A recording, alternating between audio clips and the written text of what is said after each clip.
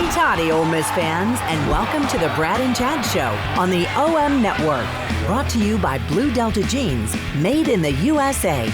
This is the show by and for Ole Miss fans, where you'll get expert insight and analysis on Ole Miss athletics. And now, here are your hosts, former Rebels Chad Flowers and retired NFL star Bradley Sowell. Podcast time.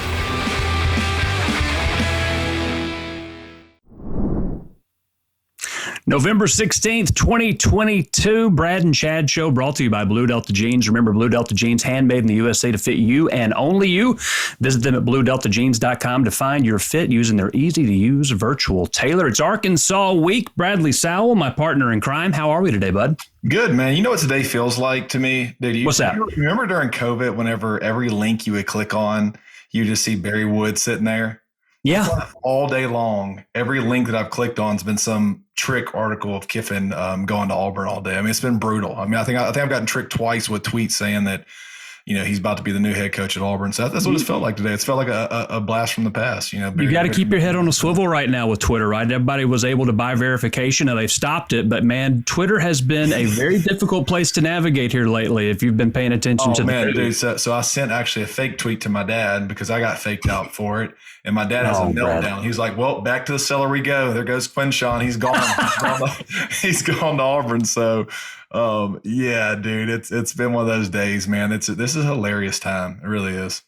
It is, and we've got a really good show planned. Obviously, we're going to talk about the Arkansas game. We may get some Lane talk in there. There's not a lot of news out there, but we can still offer our opinion. But the real big thing we want to talk about right now, a little bit of a blast from the past with the Ole Miss Rebels. We've got a former Rebel on the Nest and Wild hotline with us, former tight end, Doug Zeigler. Doug, how are you, man? Hey, guys, I'm good. I appreciate you guys having me on tonight. Doug, I'm glad you came on, man. And whenever I saw Doug at not too long ago in Oxford, I said, hey, man, I'm going to have you on. I want you on for the Arkansas game. He was like, why the hell the Arkansas game? Like, I caught 2 touchdowns a week before against LSU. So I was like, no, man, I remember as a kid sitting in the stands, freaking the damn Arkansas 7 overtime. So excited to have you on, man. You were my favorite players growing up. I appreciate that, Bradley. It was. I also had 2 touchdowns in the Arkansas game. Everybody only remembers the last play, but I did have 2 in overtime. Way to correct. Thank you for correcting him, dude. He's all about making mistakes on the show, Doug. So I appreciate you keeping Bradley in line. I appreciate that. Well, actually, before we get into the Arkansas game, let's talk a little bit about what you're doing now, right? If I'm not mistaken, you're working as an insurance agent up in Ohio. Is that right? Yeah, so I'm back near my hometown in Ohio, State Farm insurance agent up here. I've been doing that since 2008, so quite a while now. I have my own insurance office, and then my wife actually joined me as well. She's an agent now with State Farm as well for about 5 years now, so we're State Farm through and through. I've heard a lot of horror stories of husband and wife working together. Everything staying okay in the marriage with y'all out here in the same office? Well, no, that's the good thing. She's got her own office about 30 miles from mine. There you go. Smart. Oh, nice. 30 miles apart. We'll take it. Yes. If I'm not mistaken, Romero Miller, one of your former teammates, is also an insurance agent. Do you still have a relationship with him? Do y'all, bounce tips off of each other? Absolutely, yeah. Romero and I talk quite a bit. Insurance and the good old days, right? So Romero's right there in Mississippi still up in, I believe, Olive Branch up there. So, yeah. Nice.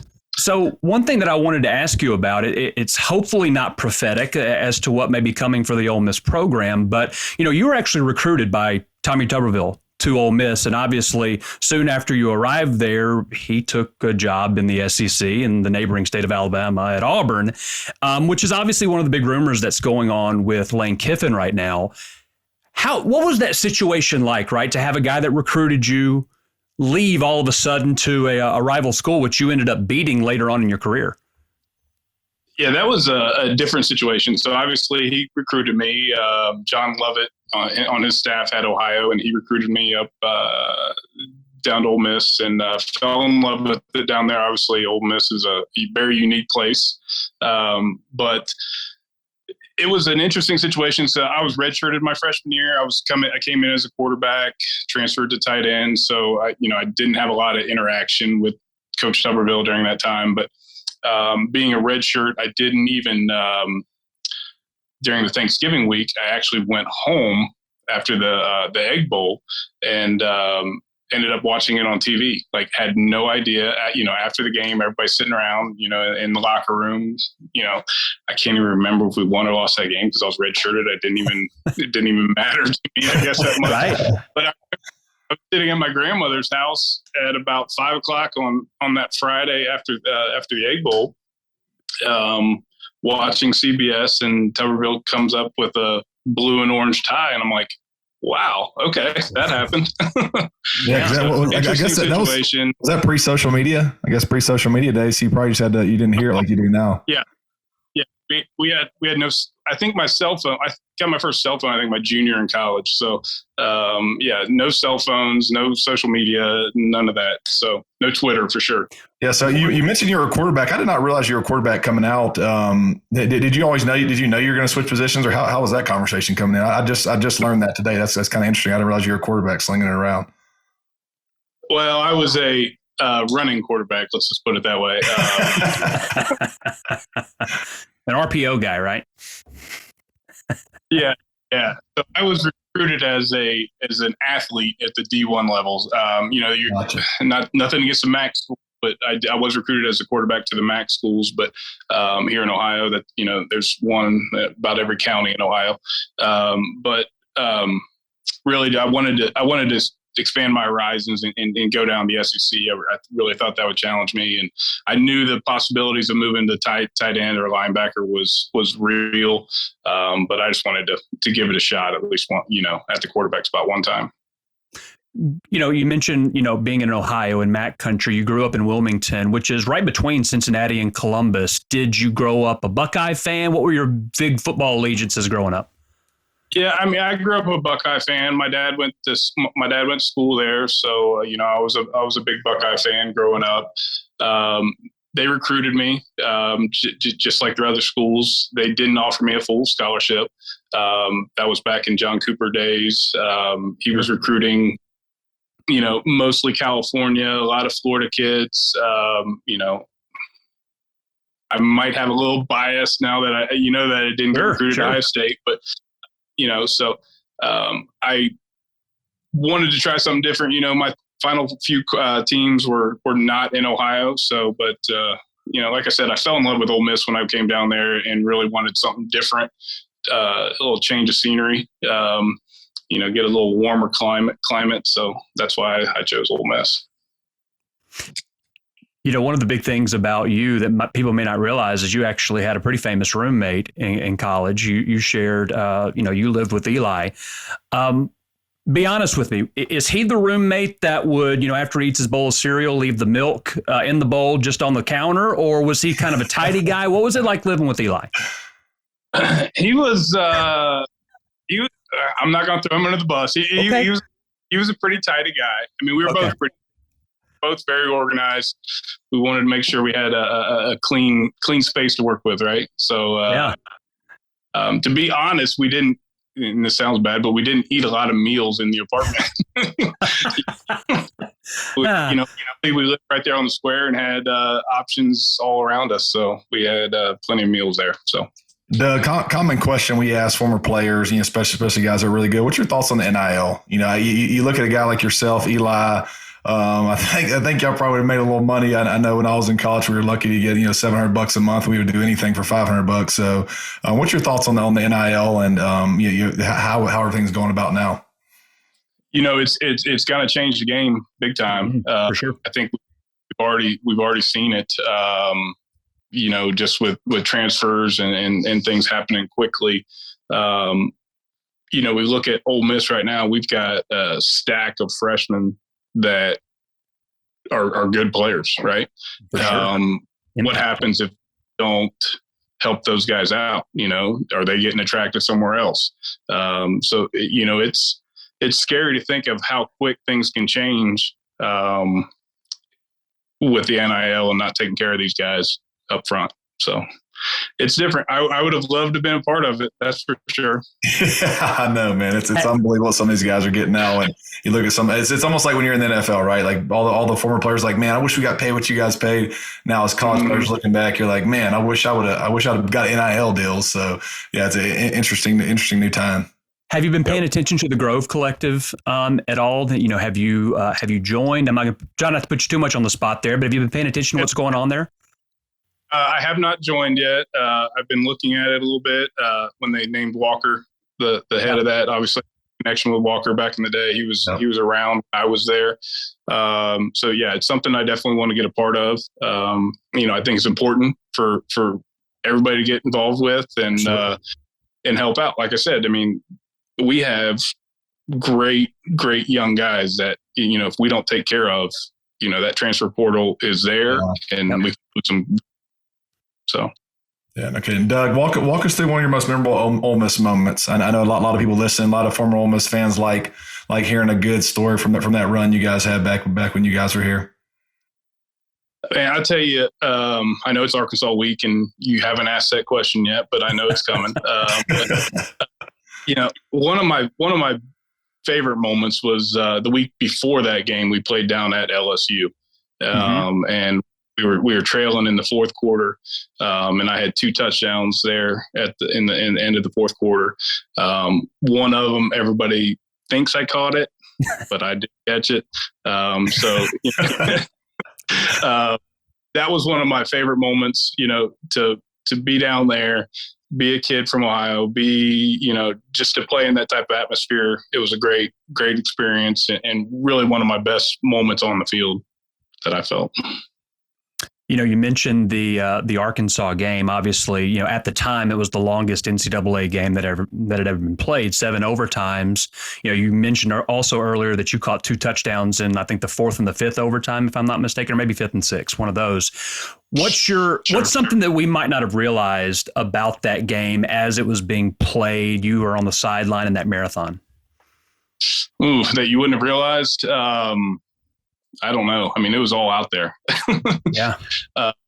It was, that was 21 years ago. Yeah. So, I mean, amazing how long. Crazy to think about. I guess I was 10 years old in the stand. Bradley, are you? No, it's to think back to that game. All I remember is just the back and forth. It was, I think at the end of the game, it was like 17-17 or something like that. And, there was no scoring during the game, obviously, and then just back and forth in the overtime. But to answer your question, Chad, I don't know anything that you guys wouldn't have seen, or I can't remember one thing that really stood out. How exhausted are you after a game like that, right? Mentally, emotionally, physically? What was the aftermath of a game like that?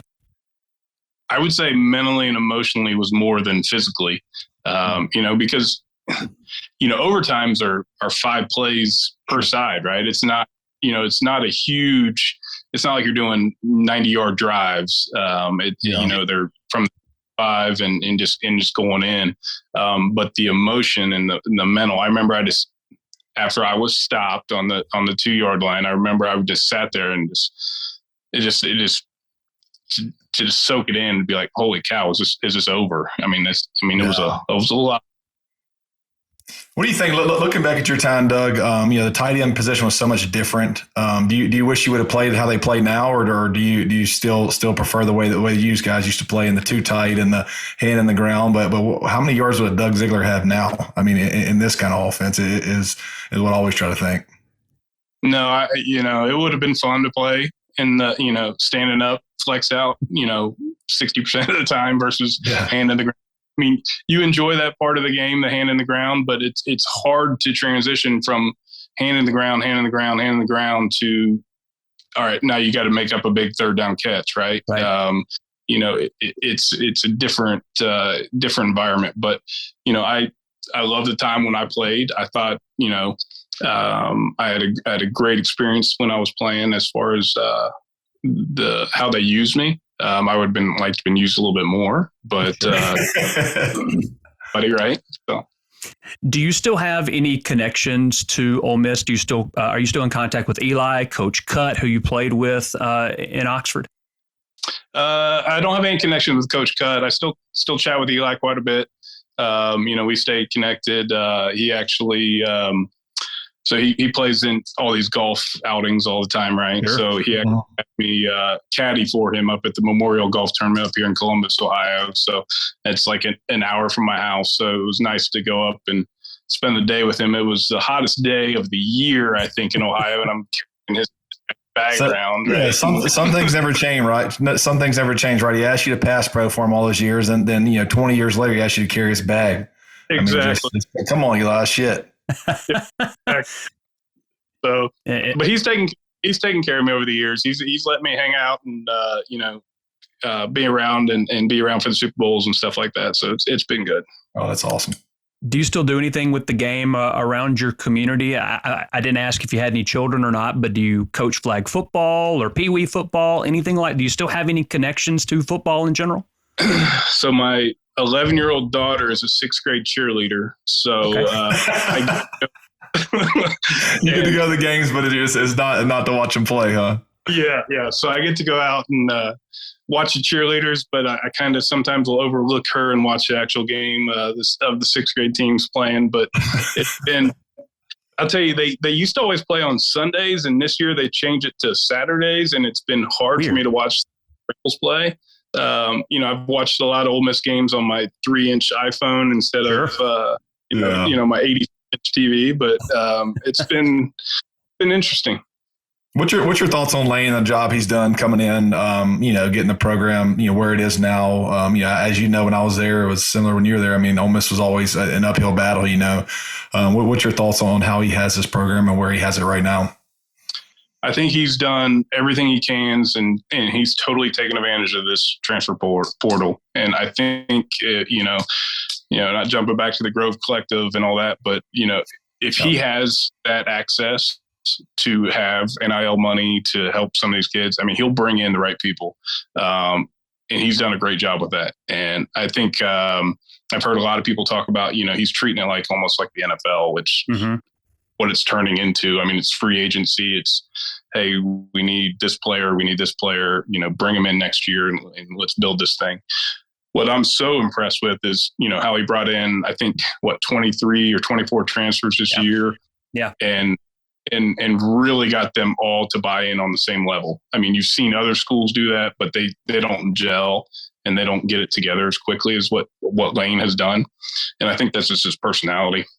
I've never met Lane, but I think he's done a great job with just bringing the guys in and saying, okay, this is what we're about, and this is how we can get together. And if we get together, and we're all on the same page, it'll really be some special times.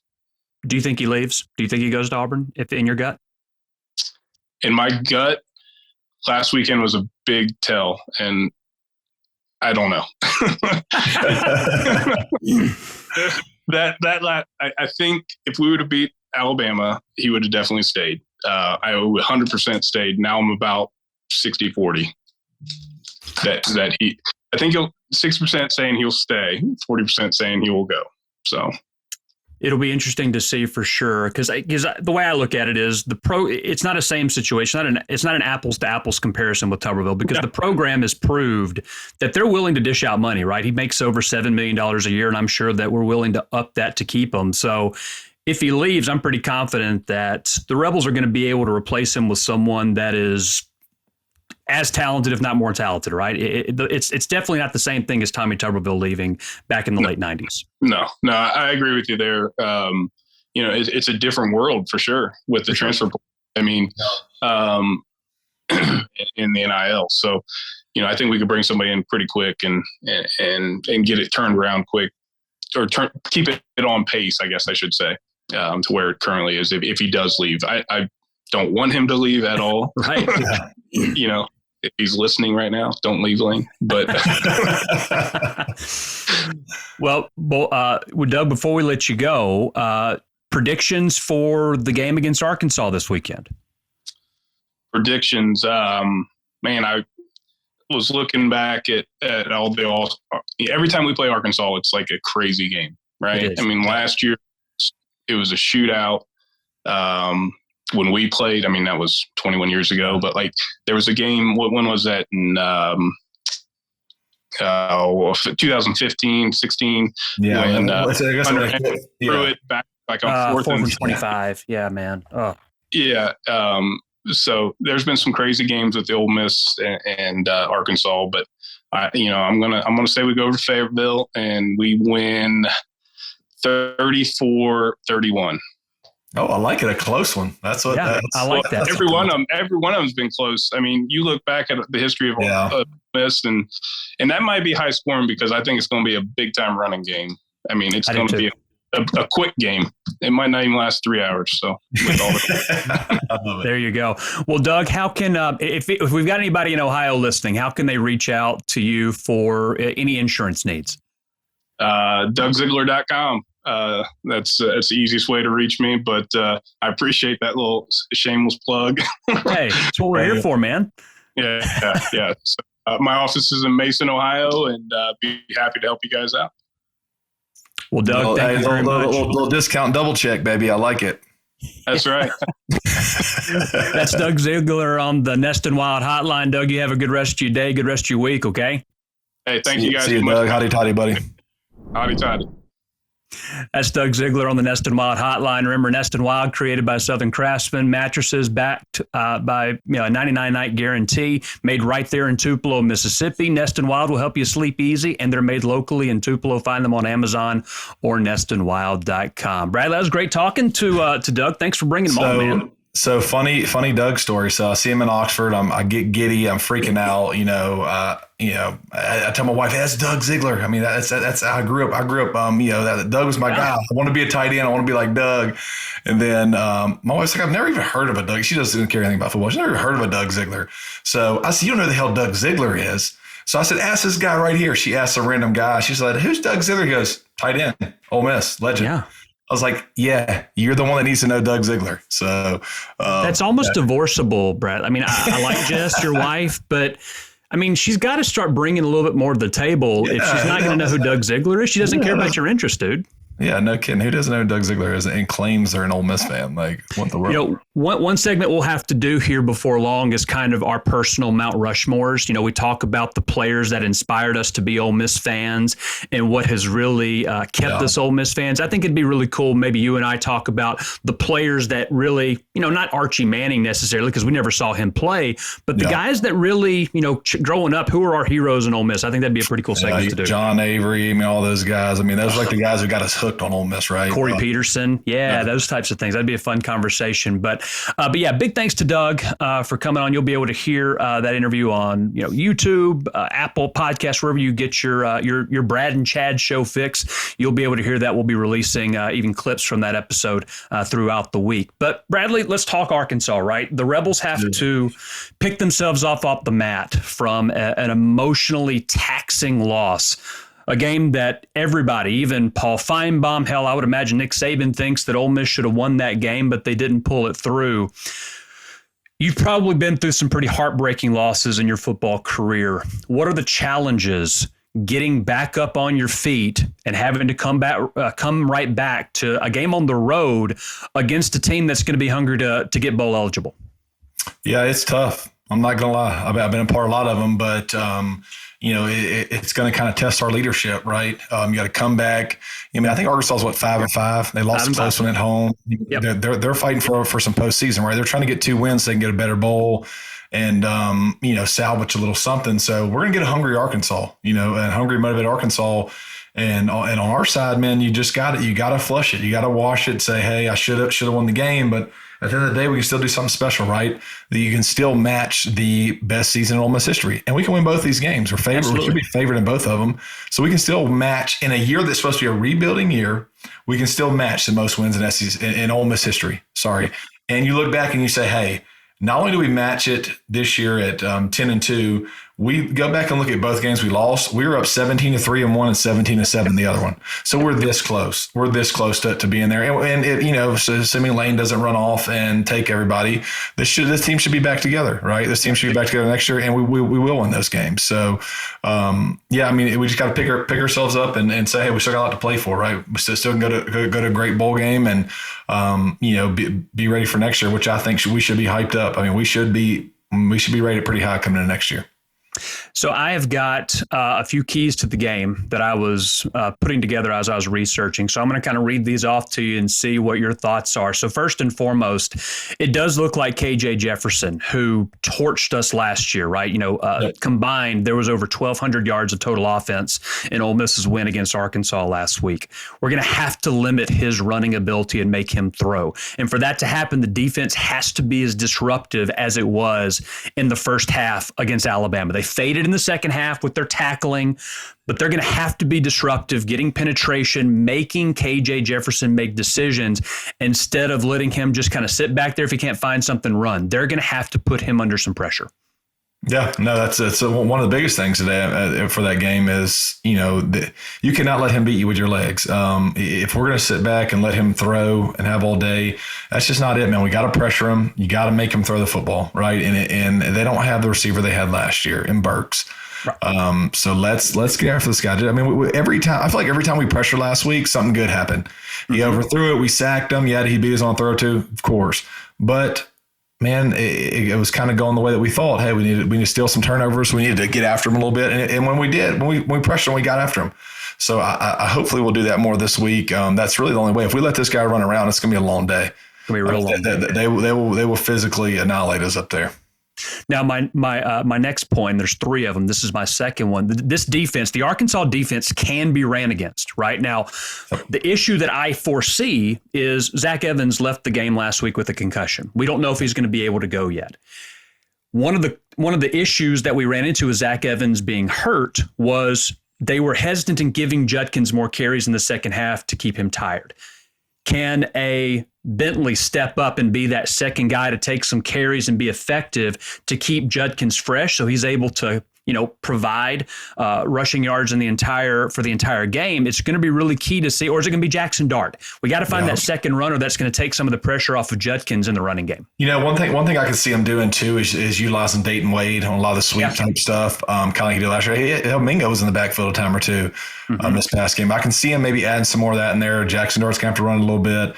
Bentley's capable, but he just really hasn't really done a whole lot this year after he got hurt and all that. So I think Lane's going to mix it up. You're going to see a lot of that. I would expect to see some sweeps, some different kind of ways to get the ball in the receiver's hand quickly. So that'll be something interesting to watch out for. But yeah, if we're gonna go up there and have to successfully run the ball, we're gonna need more than just Judkins, man. He gets tired having to run it 35 times a game. And watching that LSU game, Arkansas's defense looked great last week. They did. They were not bad.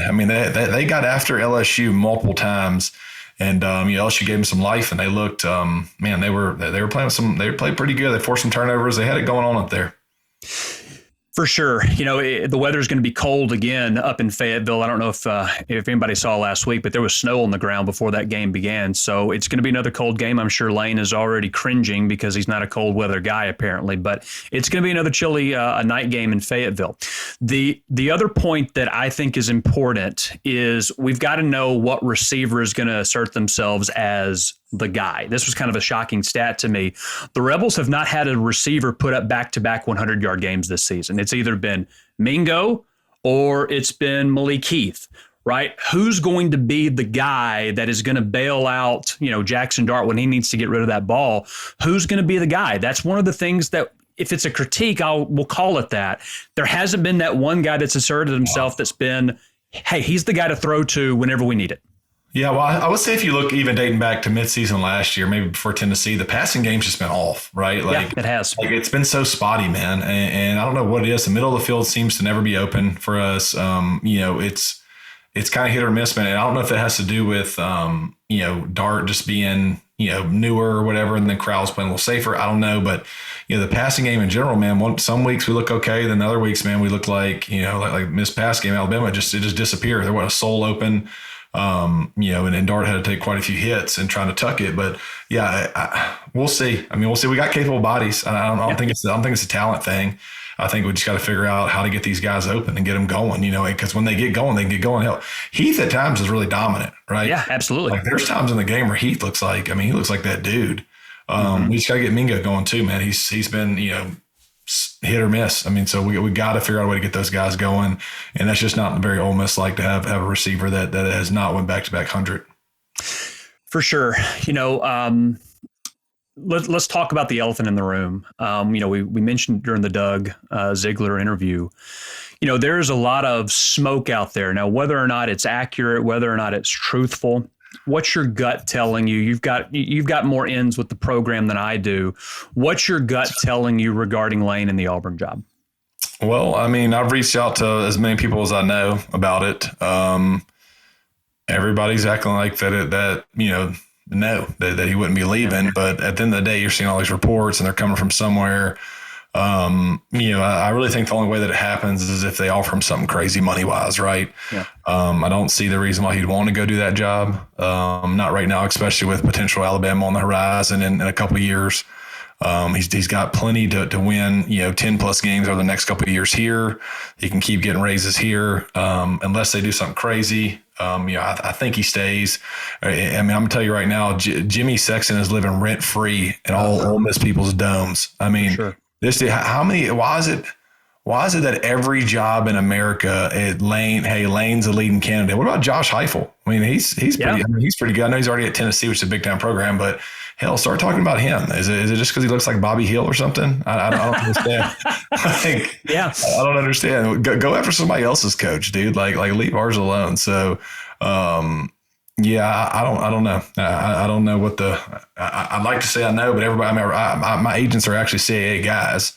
So, I'm able to talk to them and they haven't heard anything either. So, that's, how it is this time of year, man. Either Jimmy Sexton's doing some really, really good job here or, there is some smoke to it, which, it wouldn't shock me if there is smoke to it because, he's done well here at a program that, he probably has more resources there. So, it'll be tough. It'll be tough either way. And then, you got the whole Judkins thing with it as well. Everybody's freaking out about that. So my advice would be, hey, if he wants to go, you can't control another man. If he wants to go, he's going to go. Right. So, if he doesn't want to be here, you want him gone anyway. Right.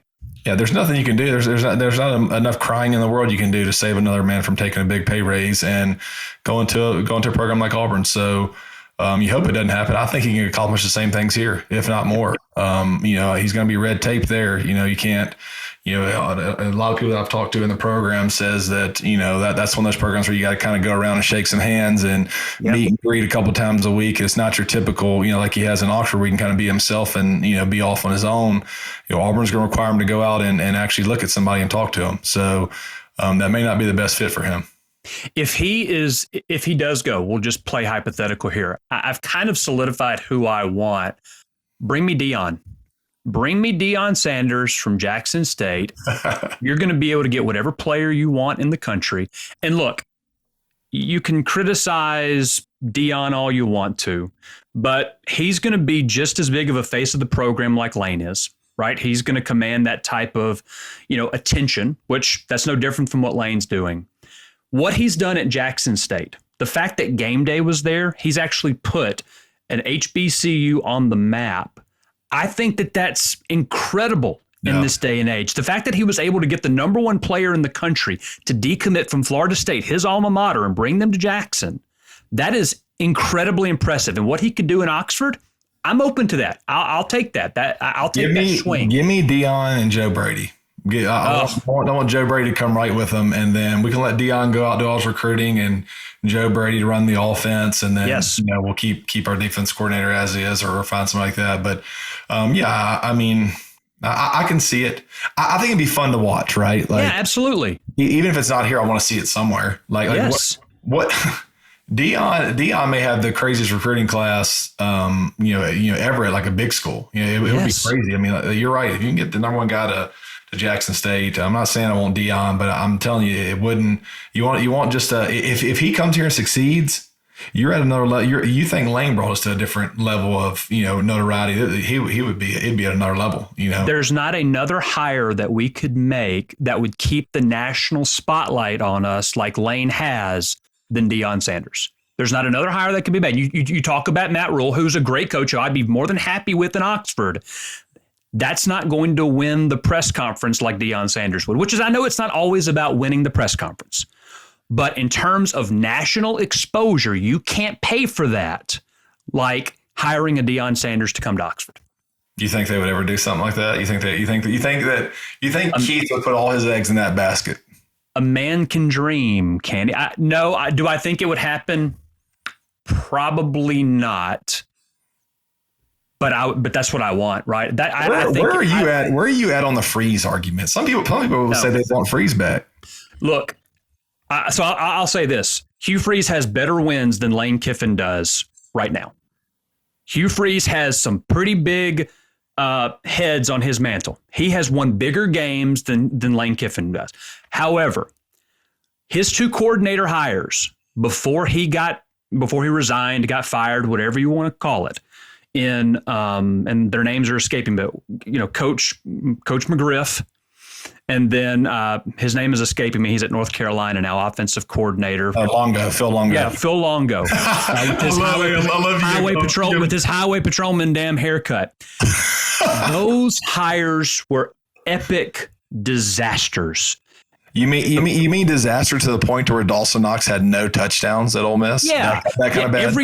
Every time I have to hear an NFL broadcast talking about how DJ Metcalf, AJ Brown, and Dawson Knox were on the same team, and we still couldn't win damn games, I blame Phil Longo for that. Yes, Hugh Freeze had some big wins. He had some pretty big highs, but man, what he left. And I was not a Matt Luke fan, but Matt Luke had a really tough crater to climb that program out of with Hugh Freeze leaving. So no, and Hugh Freeze is a thin-skinned baby that tries to search his name on Twitter every 5 minutes. I need someone with thicker skin to be a coach of an SEC program than Hugh Freeze. You know what? I'm with you. There's some good points. Yeah. I've been on the fence with it. Like he recruited me, so I seen he was like a wide receivers or tight ends coach. Yeah, became like this famous figure. He was a great guy then. So I don't hate Hugh Freeze. I don't hate Hugh Freeze, but I think that bridge was burned. Yeah, I think so. And it just wouldn't happen. People need to really hang that up. It just wouldn't happen. But I do want to see him come to the SEC though. I would like to see him at Auburn, quite frankly. Right now, like right now, get your ass to Auburn so we can keep our coach. Make the announcement right now, John Cohen. That's what I want to see. But yeah, that's going to be interesting. Obviously, that's going to be in the forefront of all of our minds until an extension is announced or until Auburn inevitably names someone as their head coach. Speaking of searching for their names, Bradley, how much do you search your name on Google to see what people are talking about regarding you? Well, I don't. Nobody talks about me anymore, but I don't have social media, and a lot of times you can't run from what people are saying from you because they can actually tag you. So, yeah, I got rid of social media after I guess I had a sack on, I don't know, one of the Monday Night Footballs or something. I think I had 400 messages aimed at me. Like, all right, I can't do it. So, I can't have some 5-year-old having access to cuss me out on Twitter. So no, I don't. That's why I don't have any social media, because I don't really give two shits. See, the cool thing is you would have known me a lot sooner if there was social media back when you were playing at Ole Miss. I've heard. Nick has told me that you bums will sit in the south end zone. You're the one's booing me or whatever for a false starter holding. But I think now that Nick knows me, he knows, wow, I was wasting my time because he really doesn't give two shits about it. Old Bradley Sowell. Yeah, you were a sour name in my mouth up until I finally got the pleasure of meeting you. So I take back all the bad things I said about your family. Thank you, man. Thank you. Yeah, it was awesome. Okay, so that's the Arkansas game. I can't blame you though. I mean, dude, there was some times where wasn't so pretty, but it's okay. Good coaching in the NFL will help a little bit, Hey, you've done far better than I have in life. So, yeah, I can't really say too much now. But, yeah, that's the Arkansas game. So we'll have our recap on Sunday talking about hopefully a Rebel win. And then we've got our SEC picks. So we've not been winning you any money. But speaking of money, let's talk Jeff Griffin real quick with the Stevenson Griffin Group, Baird Private Wealth Management. You can always go to the group's website, stevensongriffingroup.bairdwealth.com. Or always give them a call, 662-841-1900. That is Jeff Griffin with the Stevenson Griffin Group. He will fill your wallet up. Yeah, he will. He most certainly will do that. That is one of his talents. So Let's talk now about our SEC picks. So I am trying to creep back in after my 0-6 performance. I think I went 4-2-1 this past week. You went 3-3-1. We both pushed on LSU with that sneaky little line that, Vegas they're always right. But we've got 4 games that we're going to talk about this week. Some pretty big road favorites that we're going to talk. So let's first go to Nashville, Music City. The Florida Gators, fresh off of their big win against South Carolina, they're laying 2 touchdowns against the Vanderbilt Commodores. What are we thinking here with Vanderbilt coming off their win against Kentucky this past week? I don't know what to think about this game. Is Vandy going to play them? It's in Nashville? It is in Nashville. Ooh. Well, it doesn't really matter. It's like playing in front of 10,000 people. So,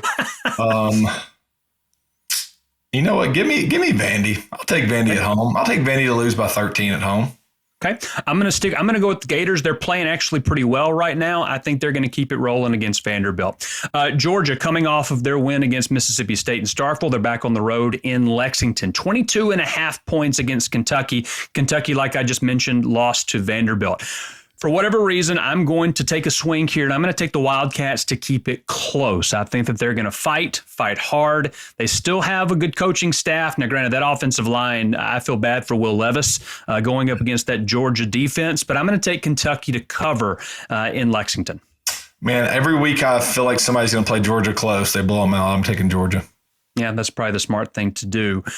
Tennessee Volunteers, they are also on the road in Columbia, South Carolina. They are also laying a pretty good number of points, 21.5. The Vols are favorite against the Gamecocks. Who do we like here?